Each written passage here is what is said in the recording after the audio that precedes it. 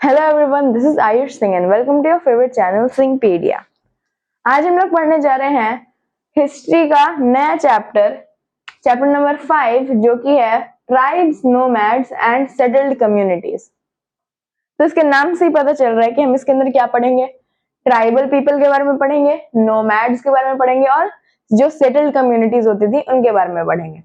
तो आज जो है इस चैप्टर का हम इंट्रोडक्शन देखेंगे, यानी कि अभी चैप्टर स्टार्ट नहीं हुआ है और वो जो पिछला मुगल एम्पायर था वो खत्म भी नहीं हुआ है, उसके बीच का जो लिंक है वो है। ठीक है, तो हम ये चैप्टर नंबर 5 है, तो हमने 2, 3 और 4 में पढ़ा था कि जो किंगडम्स बने वो कैसे बने और कैसे उनका डिक्लाइन हुआ। तो किंगडम्स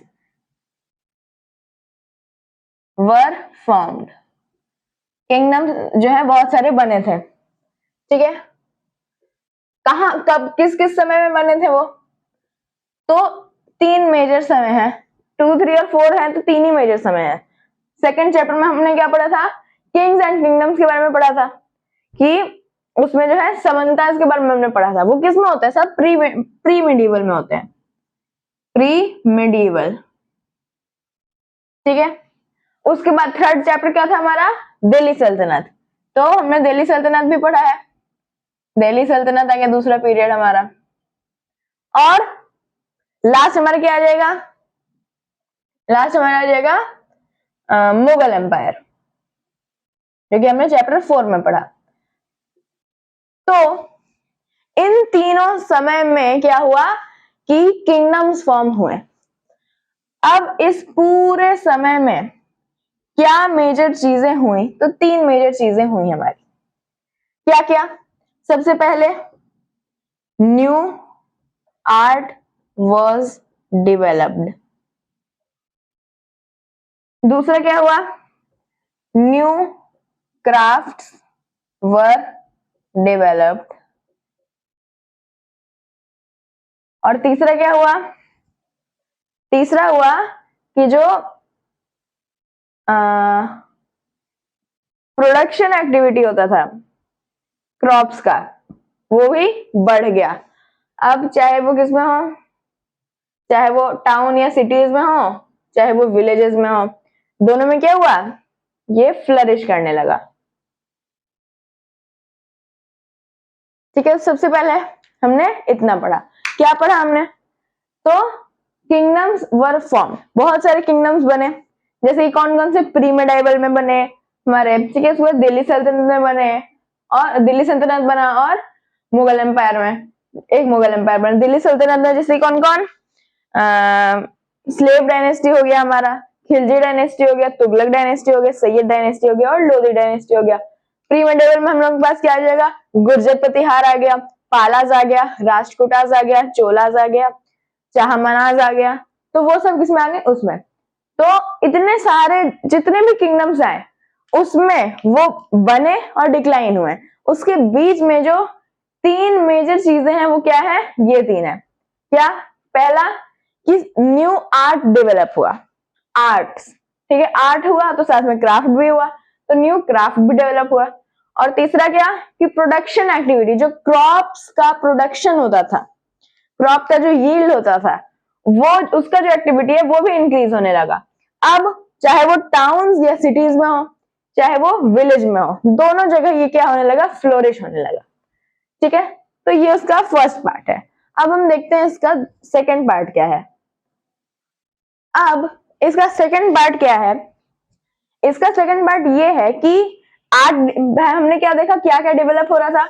आर्ट डेवलप हो रहा था, क्राफ्ट डेवलप हो रहा था और प्रोडक्शन एक्टिविटी डेवलप हो रही थी। अब जो ये तो क्या हुआ, मतलब स्पेसिफिक डेवलपमेंट्स हुए, लेकिन इसका कोई ब्रॉड टर्म भी तो होगा।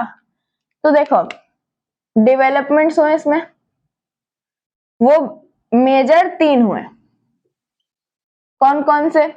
एक हुआ हमारा पॉलिटिकल डेवलपमेंट, एक हुआ हमारा इकोनॉमिक डेवलपमेंट,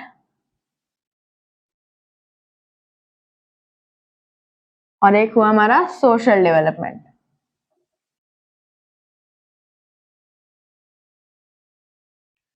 ये तीन हम लोगों को मेजर डेवलपमेंट्स देखने को मिले। अब ये जो तीनों होते हैं वो इंटर रिलेटेड होते हैं एक दूसरे के साथ। अगर पॉलिटिक्स जो है अच्छा होगा तो सोशली भी लोग जो होंगे अच्छे होंगे, अगर पॉलिटिक्स खराब होगा तो लोग भी खराब होंगे। और इकोनॉमिक कैसे, इकोनॉमिक्स जो है अच्छा हुआ, यानी कि पैसा जो अच्छा हुआ इसके हमारे किसके पास, कंट्री के पास, तो पॉलिटिक्स अच्छा होगा, और पॉलिटिक्स अच्छा होगा तो सोसाइटी अच्छा होगा। तो ये कैसे होता है, इंटर रिलेटेड होता है। जैसे चाइना है तो चाइना की पॉलिटिकल सिचुएशन जो होगी उसके हिसाब से उसकी सोशल सिचुएशन जो होगी अलग होगी। यूएसए है तो उसकी जो पॉलिटिकल डेवलपमेंट सिचुएशन होगी उसके हिसाब से उसकी भी सोशल सिचुएशन क्या होगी, अलग होगी। तो ये तीनों इंटर रिलेटेड है और उनके इकोनॉमिक के हिसाब से ये बदलते रहते हैं। ठीक है, तो हमारा चैप्टर क्या था कि tribes, nomads and settled communities. तो इन तीनों में से हम लोग किसकी बात करने वाले हैं, आप गेस करके बताइए। ठीक है, तो देखो ट्राइब्स है, नोमैड्स है और सेटल्ड कम्युनिटीज है। क्या ये पॉलिटिकल है? ये पॉलिटिकल है कि इसमें कुछ पॉलिटिक्स आ रहा है कि कोई इलेक्शन हो रहा हो या फिर कोई जो है असेंबली बन रही हो, कोई जो है काउंसिल बन रहा हो, कुछ ऐसा हो रहा है? इसमें नहीं हो रहा है, तो यानी कि ये पॉलिटिकल डेवलपमेंट नहीं है। इकोनॉमिक, क्या इसमें कोई पैसा बन रहा है? ट्राइब में, नोमैड्स में, सेटल्ड कम्युनिटीज में नहीं बन रहा है। लेकिन क्या इसमें कोई सोसाइटी बन रही है? तो ट्राइबल सोसाइटी बन रही है, नोमैडिक सोसाइटी बन रही है और सेटल्ड कम्युनिटीज बन रही हैं। तो यानी कि ये क्या है, एक सोशल डेवलपमेंट है। ठीक है, तो इस चैप्टर में हम लोग सोशल डेवलपमेंट के बारे में पढ़ेंगे।